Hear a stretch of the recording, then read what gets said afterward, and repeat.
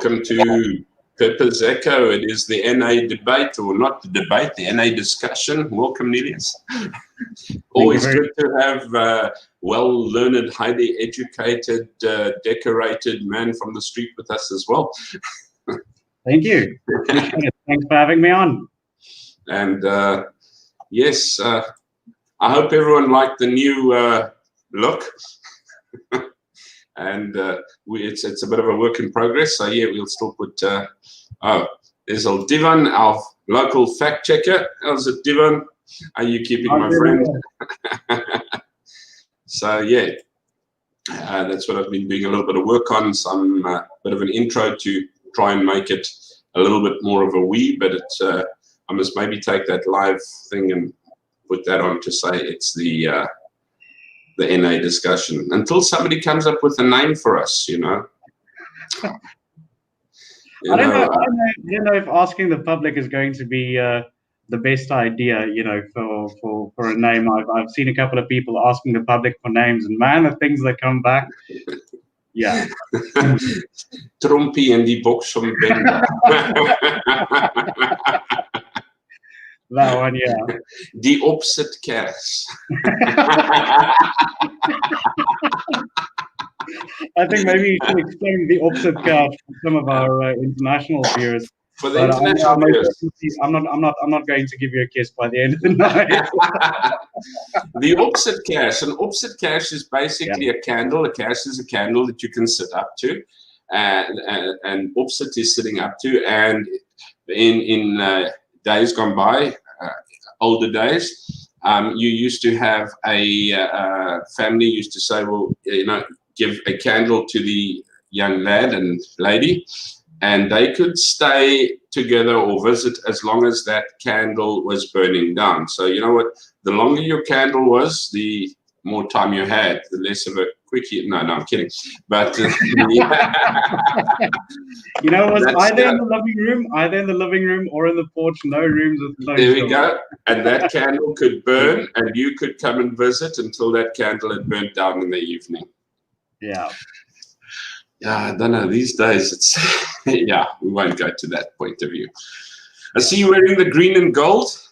The green and gold representing my country tonight, man. It's sort of bittersweet to be here tonight. You know, with the news we had from the recent very brutal farm murder.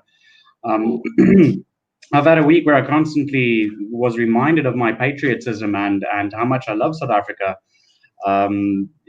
But hearing things like that, Andre, it's absolutely shocking. So I kind of thought, you know, it's going to be a hard discussion about what's going on in South Africa, but true to patriotic form, I'm going to wear my green and gold. Always proud. I want to get into that because this evening we basically going to be looking at farm murders, and specifically the Horner, what's his name, Brendan Horner, chappie, who was so brutally, and I don't even want to say murdered, I'd actually say massacred by a bunch of savages. And then also, you know, not that I want to take anything away from this situation, is that there are so many more that have occurred like that. I'm talking, yeah. But I want to get there. I just want to ask you, did you watch Green and Gold yesterday? No. Green and gold? The green versus the gold? No. What happened? Who's green? Who? What? Did I miss a rugby game? Yes, you missed the rugby game. No. Who played? Green and gold. The green team proved too strong for the gold team with a 25-9 victory in the Springbok showdown at Newlands on Saturday. Australia. Oh my! You see, this is what living in it's not Australia. It's South African Springboks. They divided them into green and gold because there wasn't enough. Oh, is that what they did? Okay, I thought we played Australia. No, green and gold Springboks, and do forgive me if I'm looking that way sometimes because I'm trying to reference onto my other screen because I am very unprepared. I lost all my Boy Scout shit in the toilet there, but so no, I was looking and I was actually saying earlier on, it was. I didn't watch the whole game because it was pretty boring. To be honest with you. shocked as to why I didn't know, but yeah. Yeah, this old Divan saying barbaric, not even Vikings were that cruel. And yeah, SA versus SA. It was Divan's actually his phone that I was on, and he had DSTV Now and logged in there. And we watched it, but it was like a balloon without air in it, bro. Because you know, when you're playing a match, when you're playing a rugby match, that adrenaline flows through your veins, is pumped through there by the crowds that stand next to them. The energy, yeah. It was like a hollow bottle, Newlands, because there was nobody there. They're not allowed to have spectators. So it's absolutely hollow. The guys on the side of the field couldn't sit next to each other even. They were like a chair here, social distancing, a chair, social distancing, a chair with a mask on. But when you run onto the field, you take your mask off and you go and jump in amongst the buddies over there and stick your head in the scrum. And you can't start. Oh my crap! That is I mean, you've got to sit a meter and a half away, but you're going to go and shove your head in somebody's arse in the back there in the middle of the scrum as soon as you finish.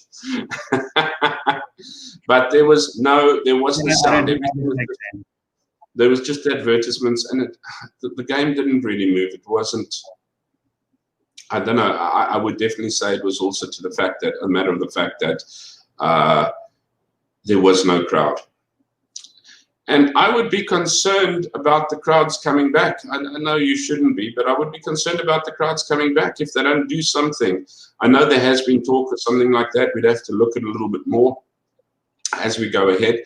There has been talk about at least evening out and allowing potential to go and not the quota, but I don't know my facts on that at all.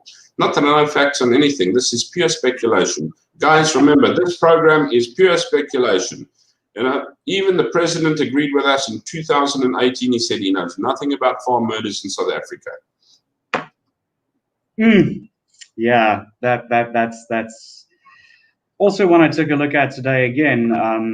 That's the fact that not only the president, Andre, that also Biki Cele openly, you know, not renounces, but he openly says that no, nothing's really wrong. These are only robberies that have gone bad. And those words will always stick to me when all of these politicians say, look, yes, South Africa has crime. Yes, 60 murders a day is not that much. And I don't know why we're focusing on farm murders at the end of the day, because nothing's wrong. All of these are just, you know, these small-time innocent robberies of a desperate person who is unemployed, which is also, by the way, the government's fault. But then you get somebody like the latest case we've had, where somebody gets, I don't even know the correct English word for it. I mean, it's who would ever tie somebody by their neck to a pole, 21-year-old lad, and leave him there to die? Didn't steal anything, didn't even steal a car. And in the international spectrum, you go Google anything, you go look for news on it, and it's just always, no, it's just a robbery gone bad, don't worry about it. There are no solid statistics available on this. It's pathetic. It's pathetic. It makes me sick to my stomach. There's the young lad. There's the young lad. Yeah. Do you have any news articles to go over that one on that? What exactly happened there? Because when I read it, I was so pissed off. I didn't even want to open the article. I do indeed. So laat ons lees 'n bit, because and I don't say that tongue in cheek today. I say it with all seriousness. We need to read and pray, because South Africa is numbing up to this. I mean, this is a child. This is a child. Yeah. This is a child. And yeah, strung up by your neck. But actually, I wanted to share something before I actually go to this article, because I don't want to make it sound like a single scenario. Check this out. Farm murders, 1st of April 2019 to 31st of March 2020. That's 12 months, 64 victims. Okay. There's no such thing as farm murders. Okay. And people are not talking about a color barrier here. William Maluleka, 61, shot below the chin. Johannes Powell, Buta, Webstad, Bloemhof, shot dead. Male victim, 21, head wound. Male victim, 82, shot twice in the chest. John Lombard, Rocklands, Port Elizabeth, hands and feet tied, head wound. This is in April. Stop there for a moment too, Andre, and take a look at these ages. Both male victims, as well as John Lombard, 82 years old, 67 years old. Now, I ask you about the rules of engagement when it comes to even something as simple as you might think a robbery should go. If you wanted an 82-year-old man's laptop or his car, I can guarantee it's not going to be really hard to steal it from him. It might say crass in the way I'm saying it, but an 82-year-old victim or a 67-year-old victim, do you want to tell me that a person of that age fought back so much that they deserved to die the way they died? Hands and feet were tied with a head wound, shot twice in the chest. The guy was 67 years old, man. Seriously. You could fart in his general direction and defeat him. You would not have to put 2 bullets in his chest. You would not have to tie him up at 67.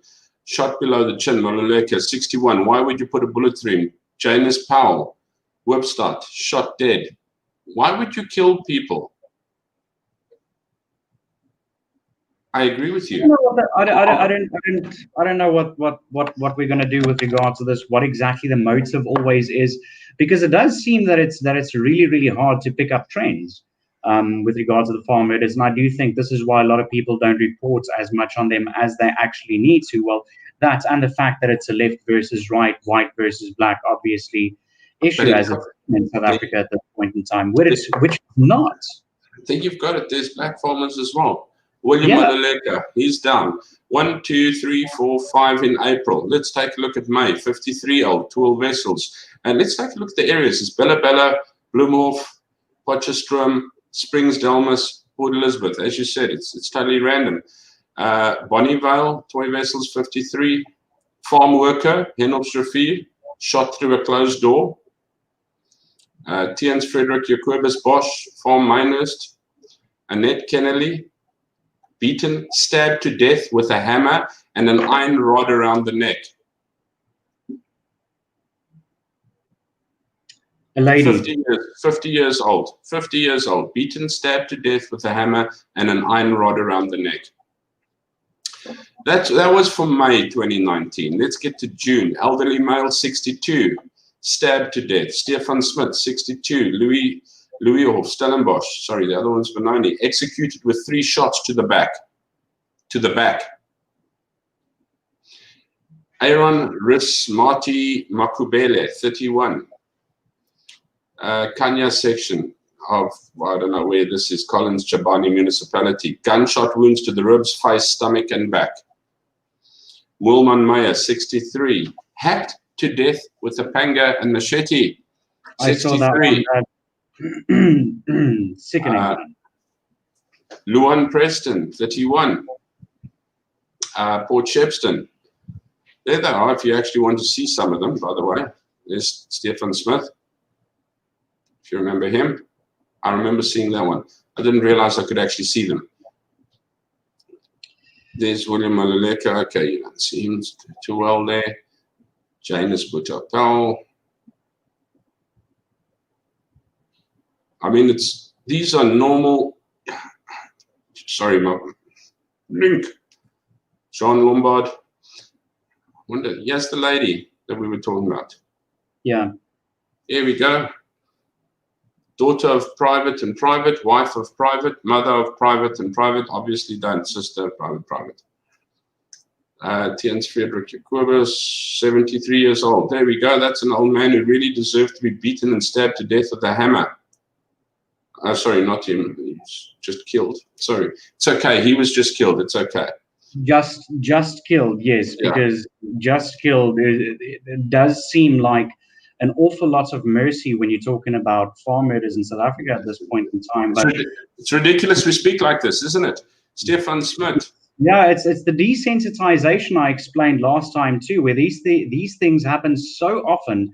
South Africans are so used to seeing this in the news every second. Well, not really that farm murders make the mainstream media, but if you go onto Facebook and you go onto all of these groups that share this information, you'd see that every second article is about another farm attack, another farm murder, and we get so used to seeing that on a daily basis that it desensitizes us. I mean, who in your right mind would read an article about a woman that's been an elderly woman with a rod around her neck and you don't want to get sick right there and then? Every South African just looks at this and we're like, okay, another one. But I don't think we realize, Andre, and I don't think the men upstairs realize that this thing is going to explode sometime soon. I don't know what's going to be the straw that's going to break the camel's back, but no farmer, no food, and no food in an economy that's already busy crashing and that's already on junk status. I don't know where this is going to lead down to.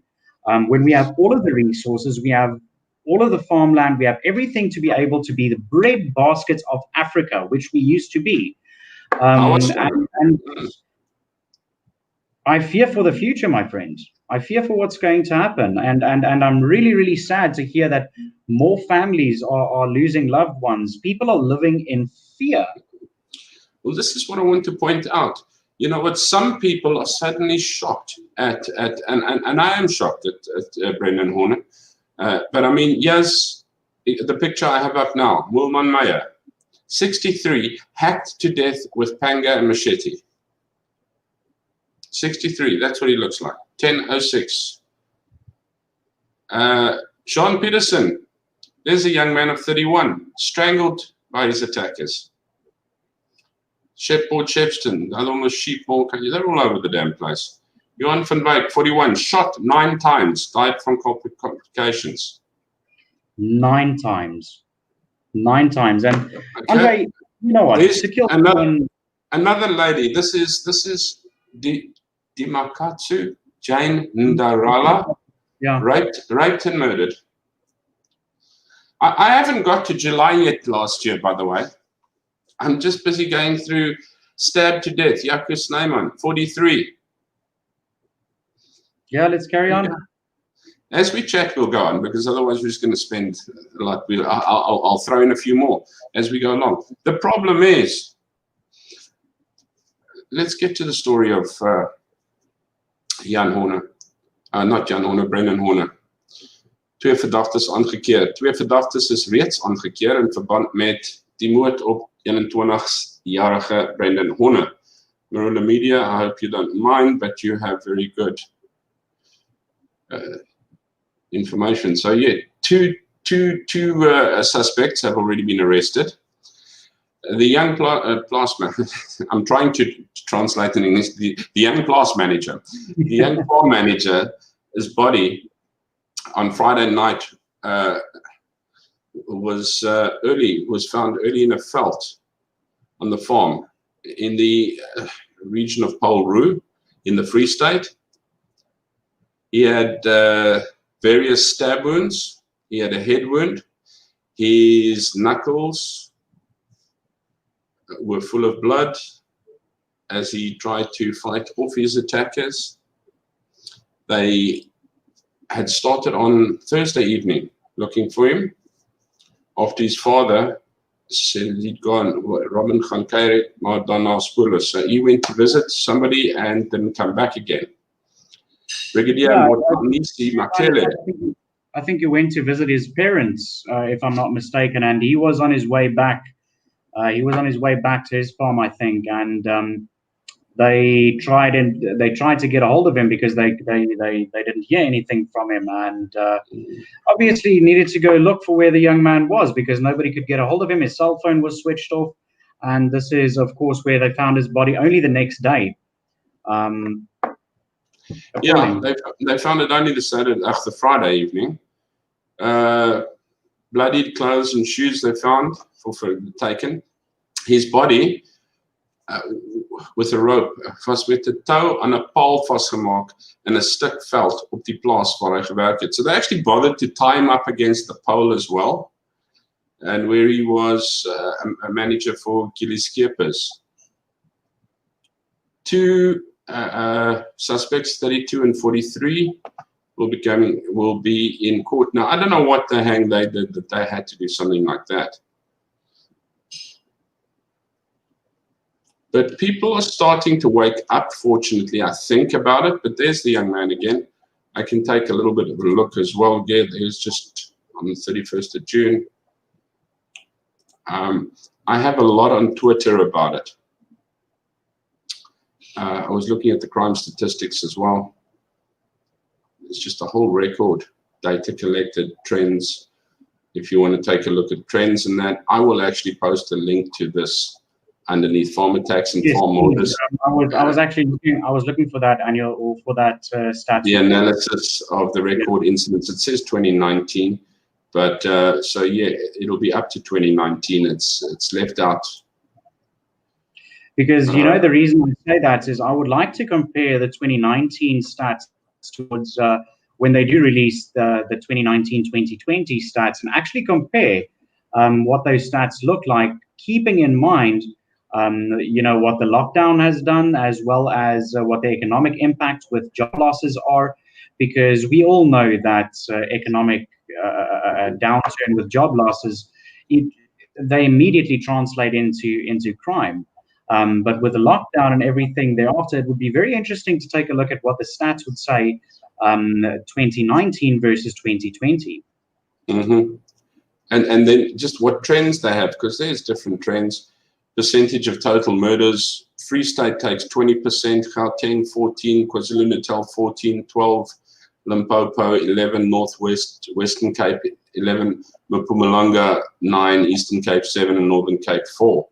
I mean, there's your numbers. Gauteng 167. These are attacks, by the way. I don't mean to soften it by saying they're not deaths. I mean, if you want to take a look at murders, there's 11, 8, 8, 7, 6, 6, 5, 4, 2. It's, you know what, one is too many. So don't get me wrong when I'm saying, yes, even days that they have them on.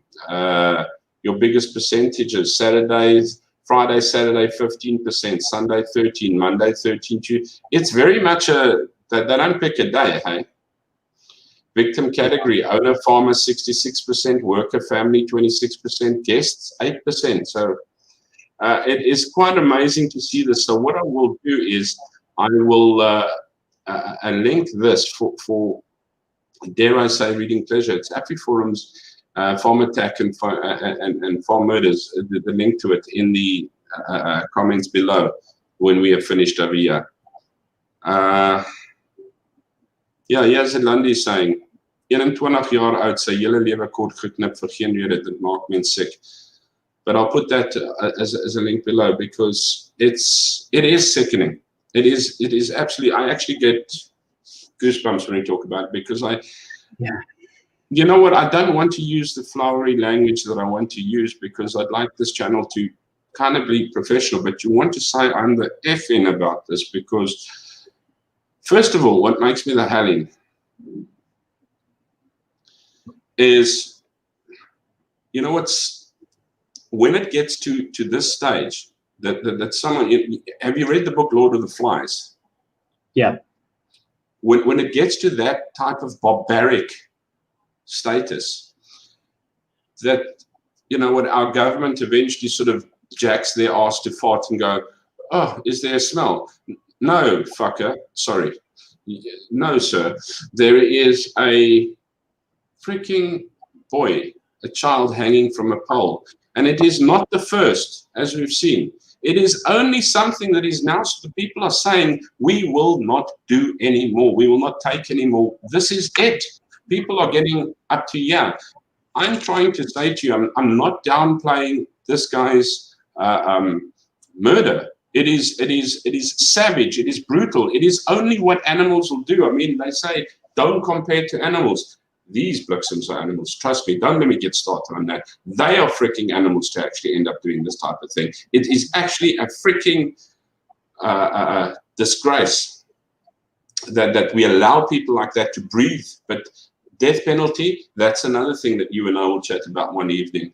Are we responsible enough for that? But these people are allowed to, but they are quietly encouraged as well. This is the problem. And what I'm trying to say here is, if we just go back, I've gone back a year, and there's people who've been strangled with pipes around their neck, beaten and mashed by machetes. This is not a unique case. This is an example of consistency in South Africa. It's not a unique case. It's not a, whoops, there's a, I need to kick my light off there now. I'm getting far too excited. And I actually said I wouldn't. I wouldn't. But it is absolutely a bloody disgrace. It is ridiculous. It's a farce. So I don't want to swear. But it is flipping ridiculous, because this is not. It is not a single unit. It is not the sudden, something bad's happened. This is the norm. It's been the bloody norm for how long? People are what? Are going, yes, something. No, it's not something bad that just happened. It is an atrocity. It is a disgrace. It's atrocious. It's a tragedy. It's a trauma. It's unacceptable. It is everything that there is that it cannot be. But it is not the first. It is the straw that is breaking the camel's back. This thing has been going back far longer than that. These atrocities, these savage acts have been going on for so long. This is why I'm reading through these things. Let's go. Anne Herbst, Ina van der Berg, elderly couple, murdered on their farm. Multiple murder, 62 years. Isak, 67, elderly couple, murdered on their farm. Multiple murder. Throat slit, Joanna Mazibuko. And just keep in mind, as you're reading through all of these names, one thing, sorry, that keeps jumping out at me, Andre, is each and every single one of these farmers leave behind an entire family. They leave behind a wife, they leave behind kids. And not only that, they leave behind an entire farm with an entire staff complement of people who do not know where their next meal is going to come from tomorrow, because the boss is gone now. The farm is not going to be able to continue, unless in which case some of these farmers have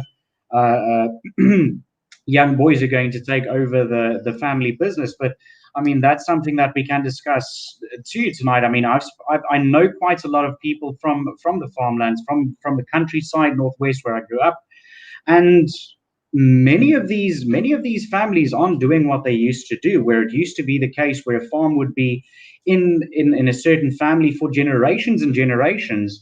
I've spoken to a couple of friends and acquaintances lately who said, look, even if you want to give me a farm worth billions of rands right now, I wouldn't take it. There's absolutely no way I would farm that land. It's one of the most dangerous jobs in the world. All of these farmers that are losing their lives, their families losing their income, their entire staff complement. I don't think people realize exactly the far-reaching effects of what one single murder has in an entire district of people.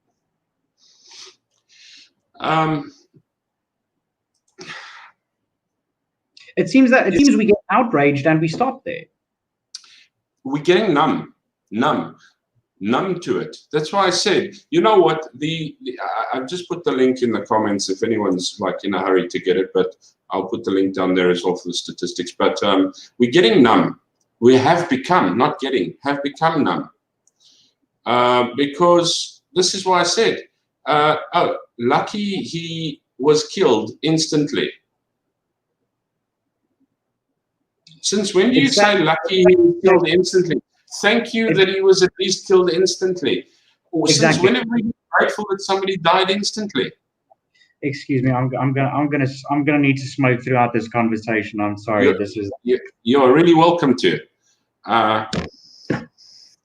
It's our church, so if people want to have a smoke, they have a smoke. But it's absolutely freaking ridiculous because it's numb. You know what? When you read about it. I get numb. I go through Twitter and I look, farm attack, this person's been murdered, that cash in transit heist has been done, this person's been raped, this has been stolen, this, And it's like reading a story freaking book. Sorry. I know there's people that shouldn't be swearing, but I know that it's like reading a story freaking book. But my biggest problem is that this isn't now. Everyone's, or not everyone, but those who are wanting to say something are going, oh, look at now. Bullshit. It's not now. This has been the norm. This has been the statistic for how long? This is what I wanted to show you in there. Take a look at that picture. Yeah, that's the one I wanted to talk about too. That gives you new perspective of. Look at that. Every single one of those is a farmer. Guys, and you suddenly come and go, oh, look at what's happened. Bullshit, man. Where do we come with this? Brendan Horner is a tragedy and an atrocity done by inhuman beings. Inhuman beings. But he's not the only one. He's not the first one. He is the last one that this has been done to. Yeah, it's definitely not an isolated. It's definitely not an isolated incident, and I'm showing you it's not isolated. Yeah, one thing that comes to mind as well that I'm wondering if this is not being used as a strategy as well is that some of these cases are so incredibly graphic and brutal that there's no way to actually configure a sentence that would actually fit in the narrative of the media right now.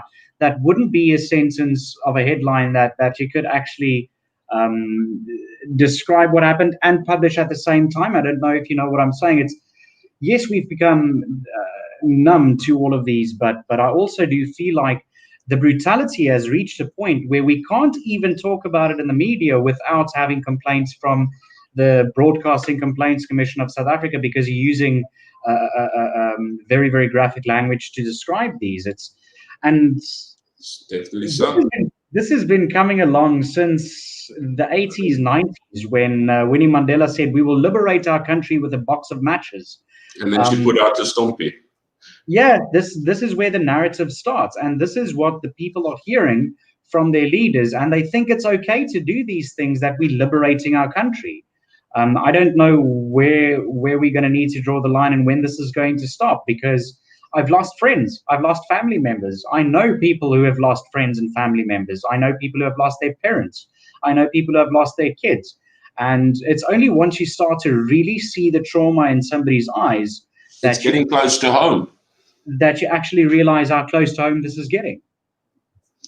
And everyone's stating, if you take a look, yeah, here's the thing, inside farm murders, rural unpacking violence, but they basically looked at it and said, there's been an upsurge of farm attacks. It went down a little bit in the lockdown, but it's rife.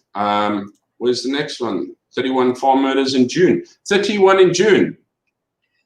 When is this? 2019, 2020 financial year. 31 farm murders in June. That's one a day. Yeah. Farm attacks based on race. They're saying no, it's not. Well, I don't know how much, or was it just collateral damage? Because here's a farm worker, Sonny. It doesn't even say when he was born. Does it say when he was born? It just says when he was killed, 29th, 2019, July. He was beaten and forced to drink poison. Sati Pillay, bludgeoned with a hammer. Suthri Pillay, strangled and assaulted. Megan Creamer, those were in KwaZulu-Natal. Megan Creamer, reed fly in Ottery, either choked or strangled to death. Simon Malibani, farmer tied up and killed. Multiple murder. Daniel Ngubani, farmer tied up and shot dead. Simangele Mugobabi, 2 criminals armed with an axe, attacked while they were sleeping. Another male victim in Nelspruit small holding, body of unknown male found. Female victim, Groblersdal, shot in the head, succumbed in her injuries in hospital. Mims Frost, 72, shame, there she is. Several head wounds that you would do to an old lady like that. I would not be responsible for my actions should that happen to a family member of mine. Neither could I, man. It's strange that we're teaching kids over here, and I heard a story the other day of a kid who got into a fight at school, and this kid actually said that, yeah, I fought back, I got involved in a fight, but this person who I beat, this person actually was busy kicking and bullying my sister. And how do you tell a child like that, look, you're not supposed to do that, but I understand why you did what you did? Because these are the kinds of things that escalate one day into, look, it's illegal to murder somebody. It's illegal to take somebody's life. However, if somebody were to do that to one of my family members, I most definitely would not just sit there and say, well, it's not right to murder. I probably would retaliate and try to kill every single farm attack I could possibly get my hands on. It's barbaric. And okay, do you not notice that there's a trend how they're getting creative with regard to their killings? I mean, if you're going to try and kill someone, your logical thinking in my mind would be that you would like to conceal a weapon because you don't want anybody to see you on your way there. You would like to commit the deeds, I don't know, quick and effectively and leave as soon as you possibly can. But this is most definitely not the case with any of them. I mean, an axe, drink poison, fight against a pole. This almost comes across as if the attackers are enjoying what they are doing, are getting pleasure out of torturing people like this. It's almost unfathomable. We'll take a look at this young lady in Khuleka Game Reserve, Tata, stabbed to death together with her unborn child. And she's not a farmer, and I sincerely doubt it. Karen Bridget Crouch. Sean Kroll, 48, murdered. Tozile Chabalala, yeah. Male victim shot dead while repairing an electric fence. Farm foreman shot dead by 2 attackers who broke into the farmhouse. David Wade, 33, shot trying to assist security guards. Kunrad Collier, suffocated to death. Albert van der Meer, suffocated to death. I just wanted to get 72 years old. 74, but I wanted to actually get to this one because this one's caught my eye as well. Rina Spannenberg, 86, in Warrington in the Northern Cape, raped, then bludgeoned in her house.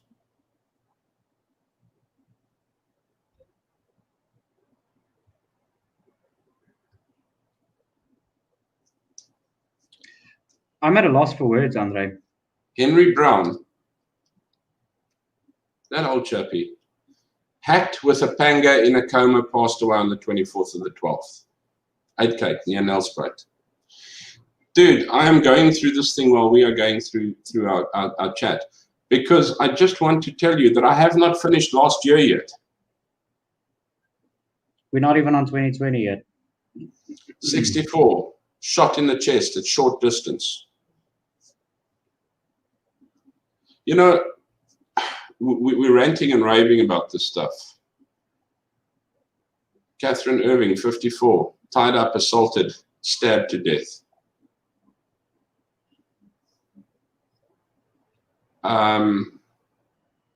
Where's that picture? Geez, no, I don't want to tweet about it. We are doing what the rest of South Africa is doing about it now. We are ranting about it. Yeah.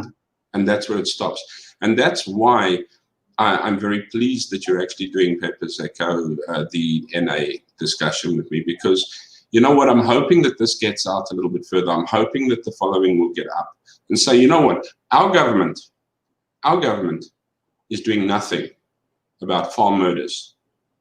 I'm not talking about race here, buddy. I'm saying our government is doing nothing about people who are being murdered and tortured brutally, savagely, worse than what animals actually do to each other. In broad daylight. And we get to one that all of a sudden sparks so much, and everyone suddenly goes, oh, yeah, here's a problem. We need to deal with this one. Buddy, you don't need to find 2 criminals. You need to find far more than 2 criminals they need to do. But we've got the ANC, and I'm sorry to say, who are so busy trying to rack up racial tension in their own country that they haven't lifted their asses or a finger to protect the people of this country. They've got people dying of hunger, their own people dying of hunger. They've got their own people being murdered. by their own people, by the way. And I'm not only talking about farm. If you want to talk more murders, let's talk and take a look who gets murdered the most by who in this country. By the way, there are, what, 69 murders a month in South Africa? You're talking state of war. And that is a fact. 60 murders, sorry, I think 59 or 60, not 69. My apologies. That is a fact. It's ridiculous. So you're looking at an average of 2 murders a day. And then we talk about the brutality of farm murders, and it is not the first, not the last. So guys, you know what? When South Africa was not good enough for the rest of the world because they were being a nation that was mistreating people, and by no means am I saying that it was a right thing to do. I agree 100%, but the world turned around and said, you better pull your shit together. And they sanctioned the crap out of South Africa to get it together. Now, the rest of the world are too bloody scared of this bastard monkey and his cronies that sit there in parliament, and he calls himself a president and denies the absolute trauma and suffering throughout his own country, and then still eggs on racism. He's just last weekend, he said that in South Africa, we have still not got rid of racism in this country. He is the one that's egging the stuff on half the time as well. He's pulling racism into this whole thing. I agree with Steve Hofmeyr. Unfortunately, I do think Steve swings a little right occasionally. But then it's because he's bloody right half the time. And I think he's damn passionate. Well, I argue that he's right more than half of the time, but yeah. So what I'm saying is he says, you know, it's good to have a cause. Like Black Lives Matter. Whoopi Kayev. Black Lives Matter. Agreed. But not with their constitution and all this shit, rubbish and everything to that effect that they put together. But by all means, go and do your little thing. I don't agree with it, but do your little thing. But don't come with your constitutions, and don't incite violence and racism and everything else that goes with it as well, because you are causing disruption, unrest, tension, and violence with your ploy. However, have your own, what am I looking for? Have your own cause. And I agree with what Steve Hofmeyr said. You know what? If it's to save the white sperm whale's balls in Alaska or something like that, and you feel it is a necessary cause, and you can put the backing to it, and it shows that it will actually do something, by all means, do it. You can have your ploy. You're not causing anybody any trauma about it. In South Africa, we have a problem with murder, and we have an ultra problem with farm murders. And our government is the biggest problem of all, because they act ignorant, but they're as clever as shit. But their actions are that of animals. And I'll link on to that, Andre, with what we discussed last week as well, is that this is not a racial problem. This is not black versus white. I'm showing you it's not. It's open free market versus communism. The EFF and the ANC are still inciting people to sing the Kill the Boer song. I saw that with a click debacle where they were still singing the Kill the Boer song. And like, there is the evidence. This is not a black and a white thing. And I do believe that South Africa is trying to solve a lot of the symptoms instead of trying to solve the actual problem. The actual problem is not racism in this country. The actual problem is not inequality. The actual problem is that we do have a communist problem. These are all Marxist tactics to try and take land away from the rich minorities and distribute them amongst their people, as they like to call them. But nobody's talking about that problem, whereas it's don't bite the hand that feeds you. Good God, this is the food basket of your country that you're hitting right now. Look, go play your Marxist goddamn tactics somewhere else. Well, I wouldn't even want to say that, because I don't know to which part of our economy and to which part of what our country is made of they'll go after next. But this is going to destroy South Africa as we know it. And those of us who take a look back, sitting in other countries, because we can't live in our own anymore, aren't going to take a look back 10 years from when the big bomb has actually gone off and said, listen, this was all due to race and a racial problem. Go read 1984 from George Orwell. Go read and go do some research on where Marxism starts. Where does communism start? Where does it end up? Who does it actually benefit? And what does our cause actually need to aim at? Because I do feel that all of us whites getting together and protesting, it's fantastic, and it gives us hope. But as I mentioned last time too, I would like to see the next protests that actually happen be a bit more of a combination of white as well as black. Where our black fellow man needs to stand next to us and say, listen, I'm sick of this shit too, because I'm losing my family members too. I'm losing my income too. I'm losing my place of residence too. It's the moment that we stand in unison with many of these issues that we're going to start seeing change in the end result. The end result being having a list of murders that we have to discuss on a Sunday night. It's actually sick. We need to fight communism, man. This is not a black and white problem. You know, I'm going to say something that is actually sick now. If it was a matter of losing food, losing economy, and losing income. Now, I'm saying this totally out of perspective, and it's not my view. It would not be that bad, because they might learn. You know what? If a dog keeps on biting you when you feed it and you stop feeding it, it might learn to allow you to feed it. But when a dog kills you when you feed it, that's a problem. I've given up hope on these people learning. I don't think learning is going to be the issue. What's going to make a change is, I think, when they start meeting a unified front every single time they try and pounce, and start losing the lives of their own members in heated battle, where we actually stand up white and black next to each other, armed to the teeth, and actually start pulling that fucking trigger, and actually start, hey, there's not only going to be one kind of blood in the swirl, my friend. If we start to take that approach, I do think we're going to start seeing a little bit of change in these numbers. But the thing is, you know, who's going to have the balls to actually do that? Because the moment a white person pulls a trigger in South Africa and actually kills a black assailant that would have killed them, we all know what happens then. I mean, you get prosecuted, you get put through our judicial system, which isn't much better than being necklaced if you're white anyway. You know, we need to apply the unified front here, but somebody needs to actually come up with something where we have the balls to actually start putting this defense in place, Andre. And I don't know where to start with that. The middle class, the silent multitude, the silent many, if I can put it that way, need to actually say something. There's too many of us who have got by, who haven't been affected by it yet, who have heard of it, who know of it, who quietly dodge, who quietly try and strive to live our life normally and quietly as possible, but do nothing. We're afraid to do something. And I'm talking black and white here.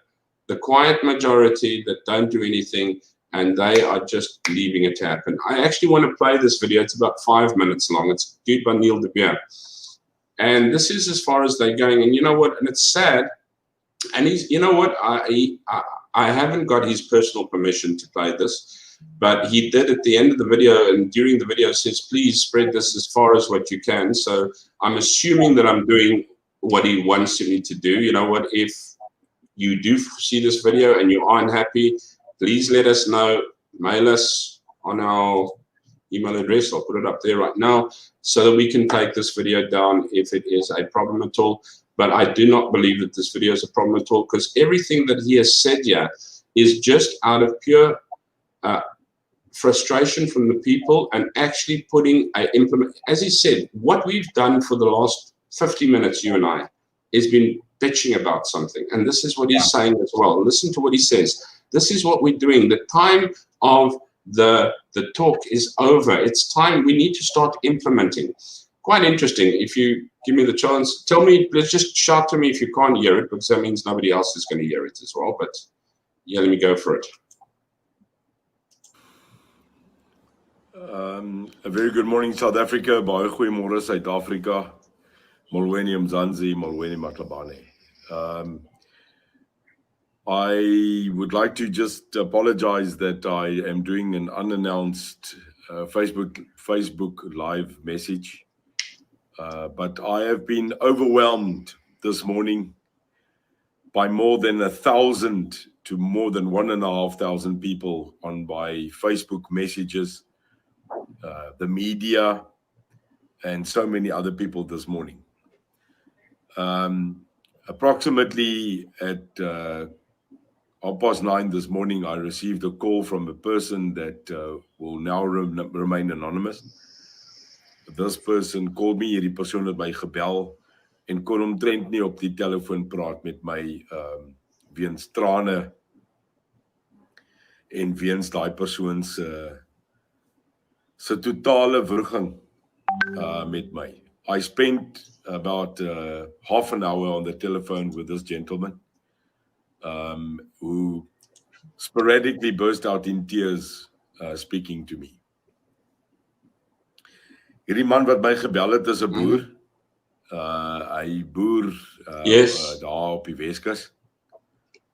En hy's al bekend vir my. I think this chap is going to answer your question, Michael. 60 jaar oud. Ek ken hom. Noem hom oom want hy is 'n oom vir my. En hy het my gebel vanoggend. En hy het vir my gesê, wat gaan ek doen? Oor hierdie jong man, hierdie jong seun wat brutaal vermoor in die Vrystaat is, wat nie net doodgemaak is nie, maar wat deur 'n paal opgehang is.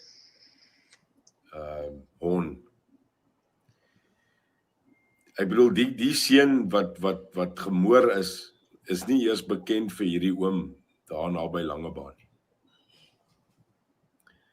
En ek het afgryslik kwaad geraak. Nou dames en here, my Facebook vriende, ek het hierdie week, soos jy weet, my politieke lyn getrek. Ek het saam met Musi Maimane ons bewegings gestig. En my beweging, the United Independent Movement of South Africa, die eenheidsbeweging, die onafhanklike eenheidsbeweging gestig. Soos jy weet en soos jy wel bekend weet in my storie, ek is 'n soldaat. Ek was 'n soldaat in die Suid-Afrikaanse weermag. En ja, dis reg, ek was 'n soldaat, deel van Umkhonto we Sizwe, wat deur die Russiese groep opgelei is. Ek was in die polisie, was in intelligensie. Ek is nou 'n pa en ek is 'n familielid, maar ek raak nou 'n politikus en ek sê nou vir u vandag, jy moet nou vir my mooi hoor. Ek wil hê jy moet hierdie Facebook vir my sprei. Om leier van hierdie land te raak, het ek besluit ek gaan staan. Om leier van hierdie land te raak, moet jy weet vir al twee kante, maar meer as dit, dames en here, jy moet die monster ken. En ek was in die hart van daai monster. Jy sien, elke blanke Suid-Afrikaner, maak nie saak waar jy vandaan kom nie, moet nou besef, dit gaan nie meer oor blank in jou geskiedenis nie. Dit gaan nou oor iemand wat jou ken, wat uit jou uitgebore is, maar wat die monster ken. Wat die monster se planne ken, en wat weet waar die monster se hart lê. Hierdie monster is 'n monster wat ons land op hierdie oomblik terugvat in die donker, en ek is nie deel daarvan. Dit is my hartsbelydenis as 'n mens, as 'n volwasse mens, 'n mens wat nou sy lewe vir die Here gegee het. Ja, ek is 'n mens wat my lewe vir die Here gegee het, en ek loop nou in die lig. Die ding is, as jy in die lig loop, kan jy die donker beter sien. Show me a man that has no baggage, and I'll show you a man that's traveled less. You see, you can't have traveled life without baggage. Ek sit hier vooroggend, ek is 'n bietjie na my helse week van persverklaring en televisie. Sit ek saam met my familie alleen op 'n plek waar ons kon rus, maar ek kan nie rus vanoggend nie. Jy kan sien my oë is moeg. Ek is moeg van mense wat huil.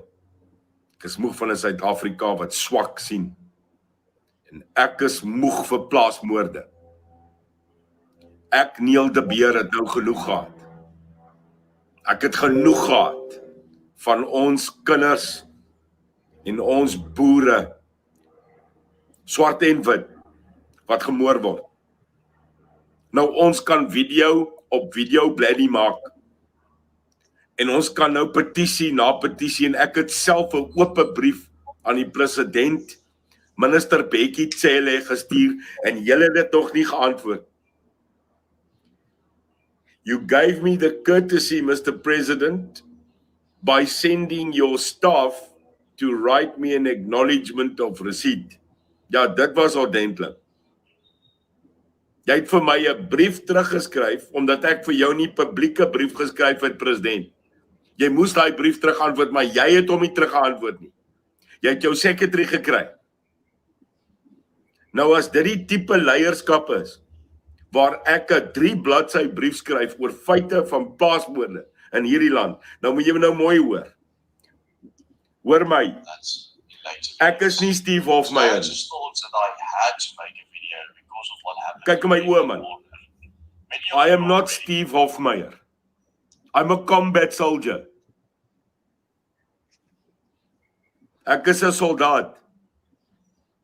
En die verskil tussen 'n man wat 'n liedjie kan sing en 'n vlaggie rondvlag, en 'n man wat 'n soldaat is, wat al dood in sy oë gekyk het. Daar's 'n moeë verskil, hoor. Now I fought for this country on both sides. Maar my hande is skoon in die Here. Nou hoor my vandag, hoor my lied. Plaasmoorde in hierdie land gaan ek nou persoonlik aanvat. Julle, please, ladies and gentlemen, I am a future leader of this country. But I am publicly declaring now, after the callous, brutal murder of a 21-year-old boy that hung him to a pole. Listen to me. Like you killed Colonel Charles Kinnear in a car in front of his people, and you just killed a young boy in the Free State.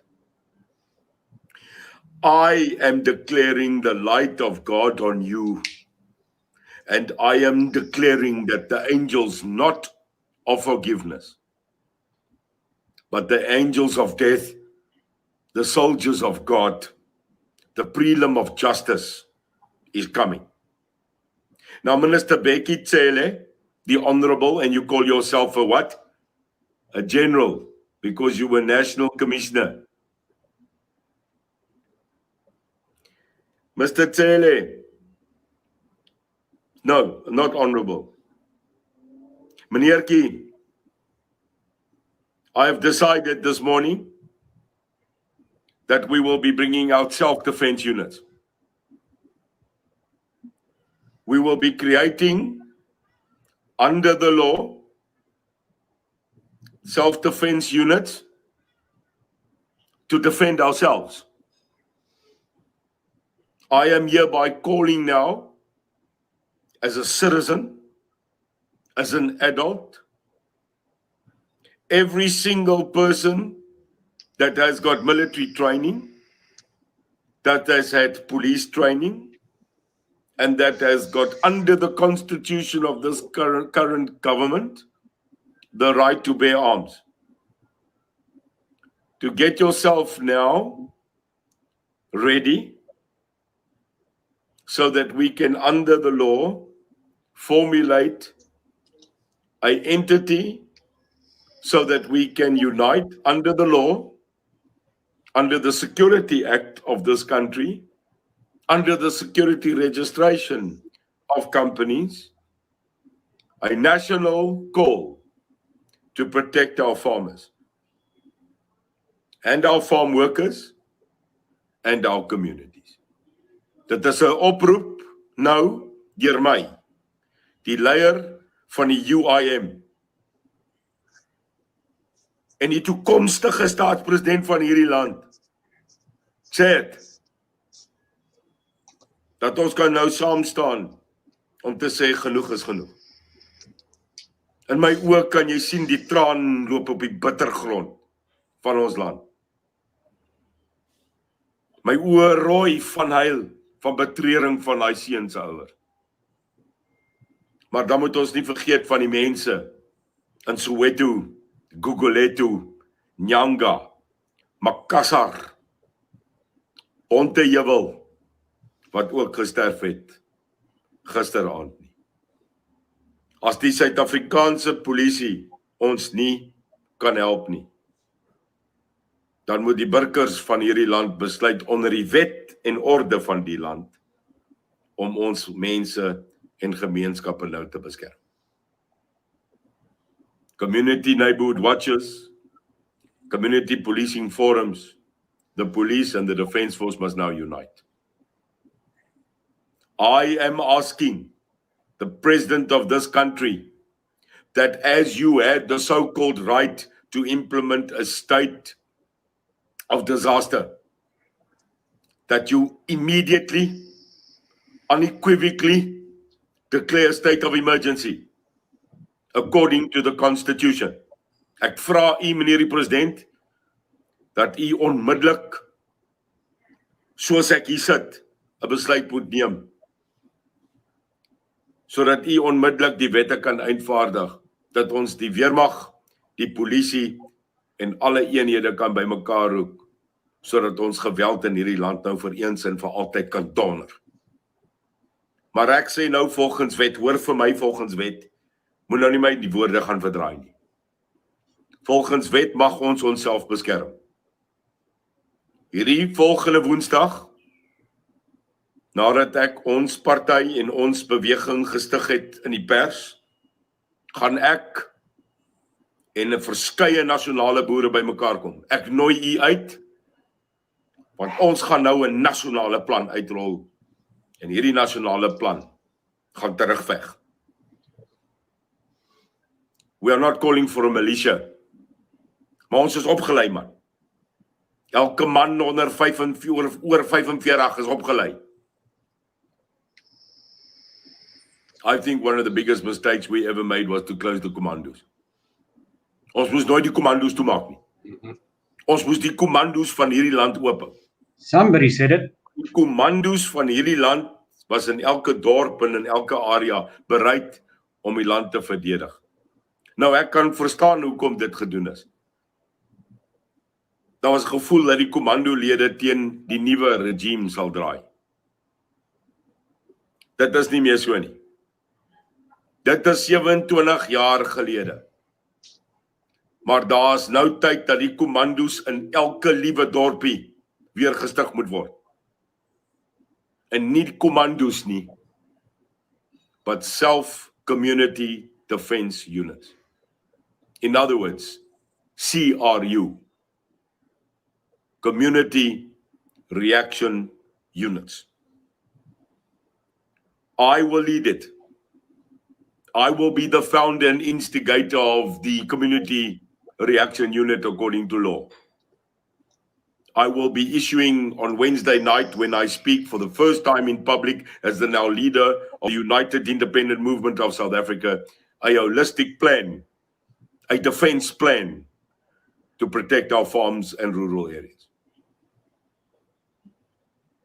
Hierdie plan sal by Woensdag publiek gemaak word, waar ek 'n publieke vergadering gaan hou in die Kaap. Daar gaan 120 boere wees. Ek spreek hulle nou amptelik as die leier van die UIM aan. Dames en here, hier kom weer my voorstel. Jy maak die stadsaal in jou dorp vol en Neil de Beer kom praat. Hoor u vir my? Brits, Kalitsdorp, Ventersdorp, Grabouw, Delft, Beaufort Wes, Calvinia, Langebaan, Brakpan, Benoni en Limpopo en Pietersburg. Nooi my uit.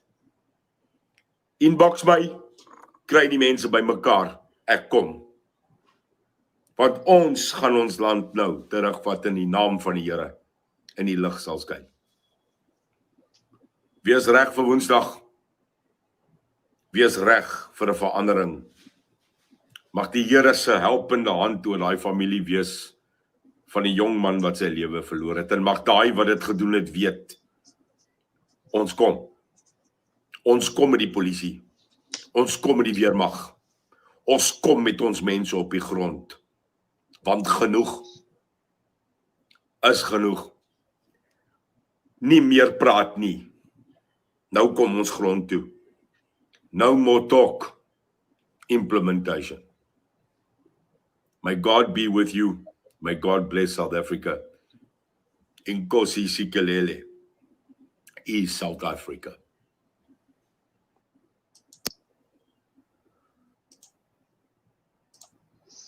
Okay.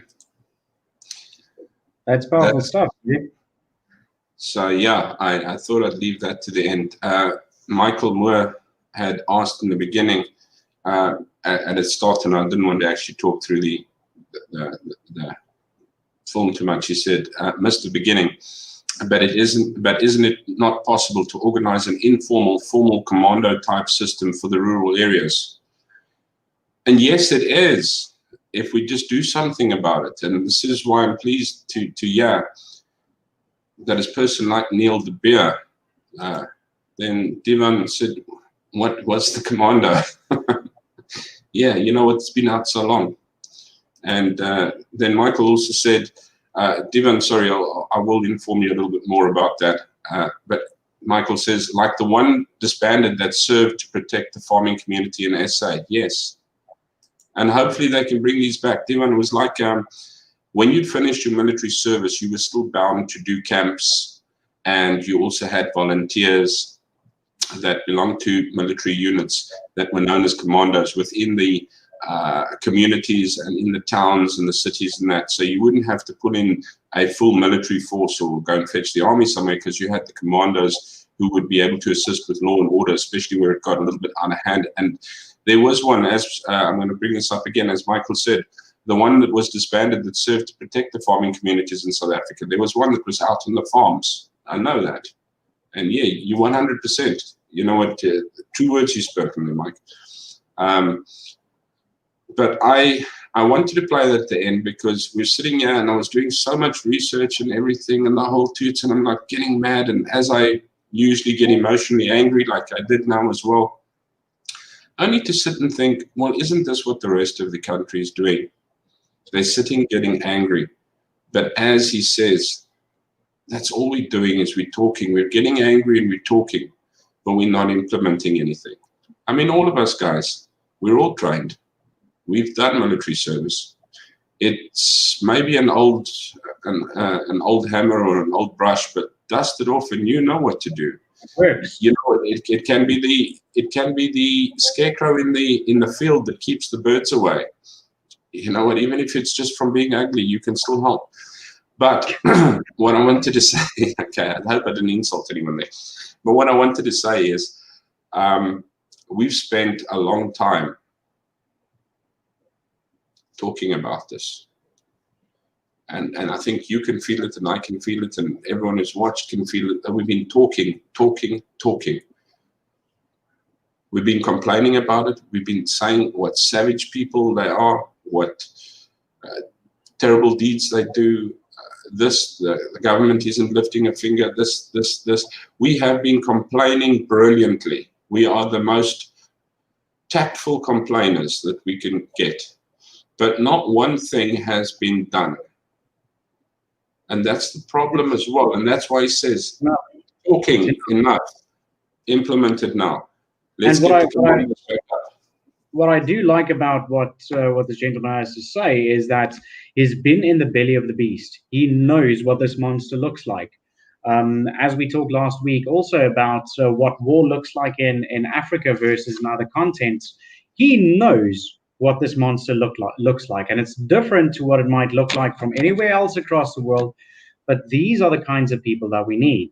These are the kinds of people who know and who have stared death in the face and are willing to stare death in the face again and know how these people think at the end of the day, because that's where the counterintelligence is going to come from, obviously, because being in the position where we are always ambushed and attacked, we need that kind of intelligence.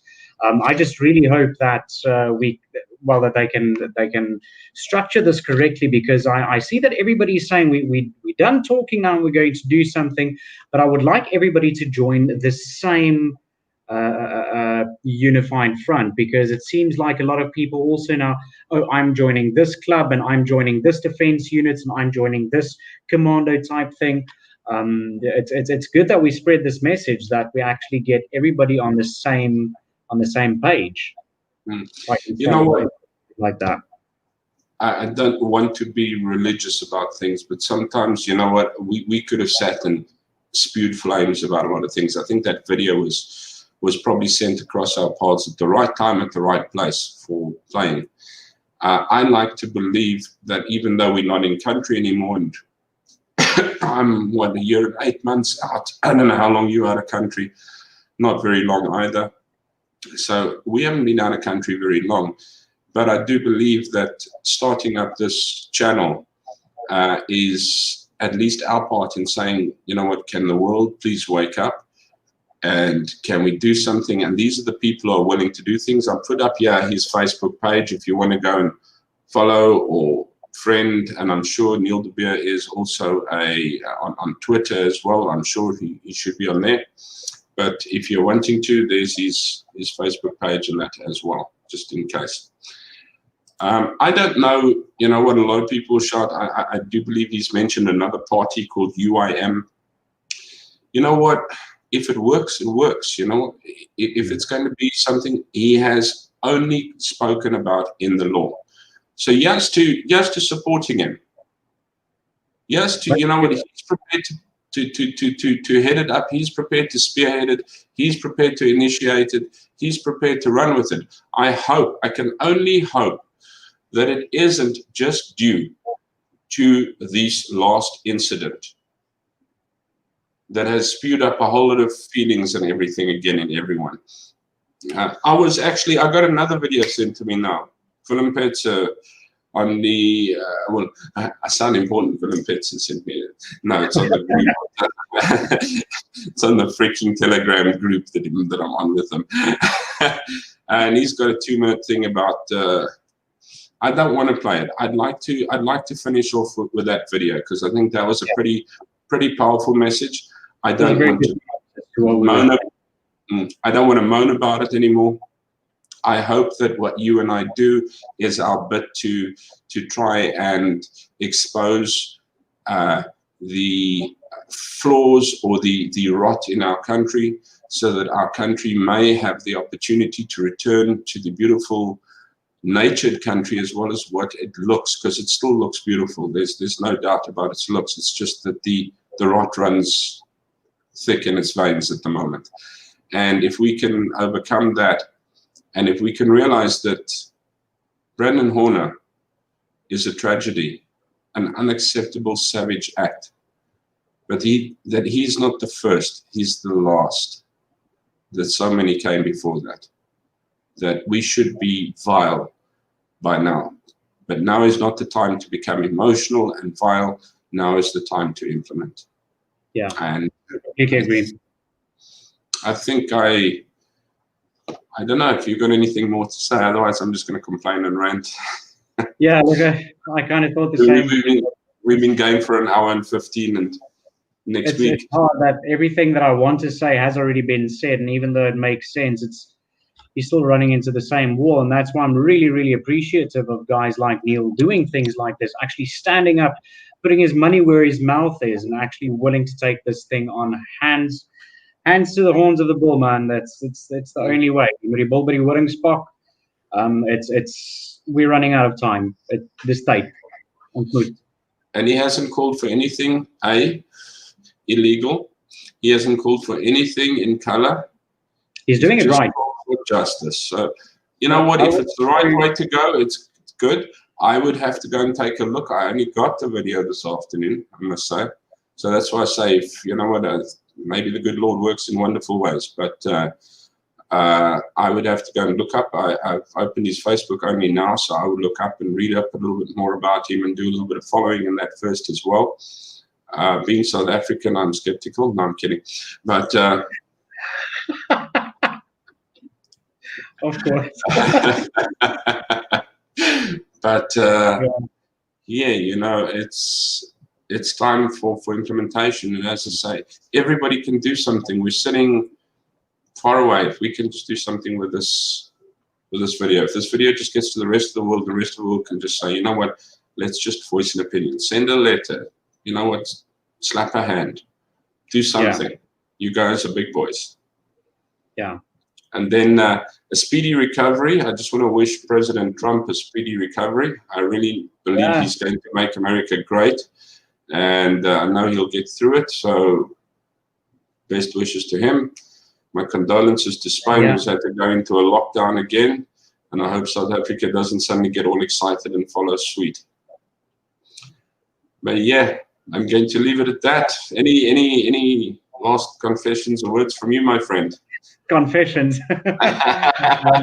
None of the sorts. I think we've discussed everything that we need to discuss. Maybe just like to throw some light onto next week's show, which is going to be pretty interesting. That's what I want to do. Please. Just to give you a bit of back in South Africa. Look, I've been doing martial arts for years and years and years now. I've had some very formal training with weapons too. I'm not going to specify exactly all of the categories, but it eventually turned out that I was part of a martial arts school back in South Africa called Urban Viking Warrior, which the founding father is my best friend and my personal Krav Maga instructor too. And we're very focused on personal self-defense, situational awareness, weapons handling, weapons retention. You know, it's basically explaining where we come from to effectively be able to defend yourself with lethal force, but also the understanding of the fact that it's martial arts and self-defense is 80% up here. It's definitely not in there or in the barrel of your gun. And that's a discussion that needs to be had. With, of course, the farm murders happening right now, I do know that there are a lot of martial arts practitioners trying to make a buck on the side by teaching people self-defense, but actually teaching them things that would make their situation worse if they were to get attacked. So this is something that we are going to discuss in length. Especially female self-defense is going to be in that too. So it's going to be quite a conversation, different from tonight. It's going to be a lot more fun, a lot more giggles. But it also does talk about a very, very serious issue. And I'm very excited to have Arnold on here. I can't wait as well. The Urban Viking himself. The head Viking. The head Viking, yeah. I'm really looking forward to it as well. It's really very much an honor to actually have somebody who's willing to come on and talk with us on that as well. And as you said, especially in South Africa, not only farm murders, as I said, there's about 59, 60 murders a day. That's excluding rapes, attacks, attempted murders, et cetera, which run into thousands and thousands and thousands every month. Very necessary. And as you said, yes, the right people, the right time, and it is a necessary situation. I would love to everything that he has to share with us, and I'm looking so forward. So guys, don't miss. Who's the dude? Arnold Bosman. Arnold Bosman from Super Vikings. No. Urban Viking Warrior. Urban Viking Warrior, which is, if you want to go and look up about it, I'm sure there's information.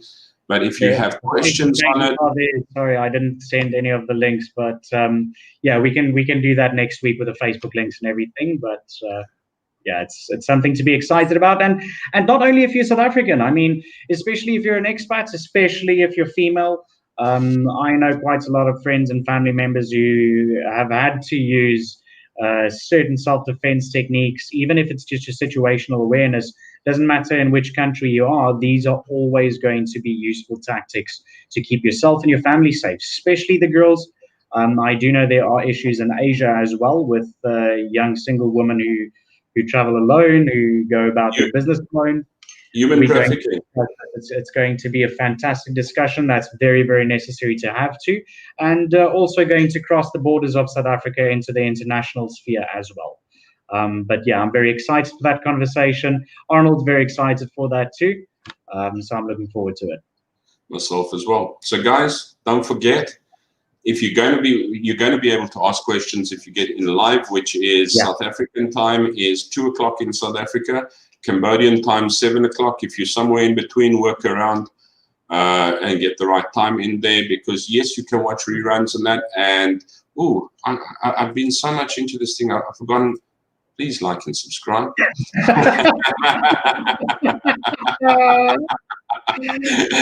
Please bring people like and subscribe. And if you have any ideas, any suggestions, anything that you'd like, if you feel that you have some information or knowledge, or just not bad information or anything like that, but that you could share some infinite wisdom with us on any subject. As you see, we discuss our political is very near to our heart and our country. And but we also find things that are important, and I agree with Nedius that self-defense is something that is worldwide, because I mean, human trafficking, thuggery, you name it, wrong place at the wrong time, and you will be pleased. So don't forget to join us next week as well.